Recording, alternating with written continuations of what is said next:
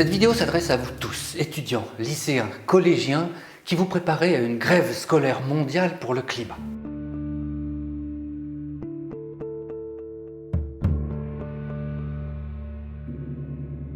Vous pensez manifester pour la bonne cause. Vous pensez que ce mouvement est un cri du cœur spontané qui va améliorer le monde.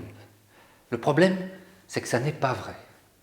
Vous pouvez améliorer le monde. Vous avez même une place importante pour ça. Mais pas dans cette grève-là. D'abord, parce que vous n'avez pas vraiment la main. Manifester pour que tout le monde puisse faire des études et qu'on accueille dignement les étudiants étrangers, par exemple, ça oui, ça fait sens. Parce que là-dessus, vous pouvez agir. Par contre, gaspiller une journée de vos études pour que de vieux diplomates fassent leur millionième tour du monde en avion pour répéter leurs proclamations solennelles, ça ne sert à rien. Manifester, c'est aussi, sans le savoir, soutenir le business du changement climatique. Un gros business qui pèse des centaines de milliards d'euros et qui n'est peut-être pas si philanthropique. Manifester, c'est encourager les vendeurs de solutions miracles qui n'ont jamais marché, mais qui nous appauvrissent, à commencer par les plus démunis. On l'a un peu oublié maintenant, mais qu'est-ce qui a fait se révolter les gilets jaunes au début? La taxe carbone, qui devait lutter pour le climat, alors qu'elle ne peut pas, et surtout qu'elle frappe durement beaucoup de ceux qui sont déjà en difficulté. Ce que je voudrais, c'est vous donner envie de réfléchir à tout ça par vous-même. Le problème n'est pas de me croire ou pas. Le problème, c'est que ce propos que je tiens avec d'autres, on ne vous permet jamais de l'entendre.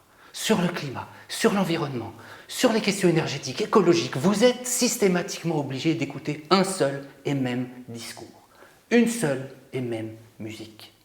Ce qui vous est proposé dans cette grève, c'est de répéter comme des perroquets ce qu'on veut vous mettre dans la tête. Ce ne sont pas vos mots, ils ont été écrits par d'autres que vous. Ce sont des mots qui vous apprennent à avoir peur et à vous sentir coupable.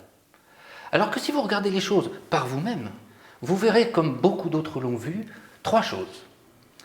1. Vous n'avez pas à avoir peur du temps qu'il fera. 2. Vous n'avez pas à avoir honte de vivre avec les progrès de notre époque, par exemple en voyageant. Et 3. Les politiques climatiques sont pires qu'inutiles. Elles sont nuisibles.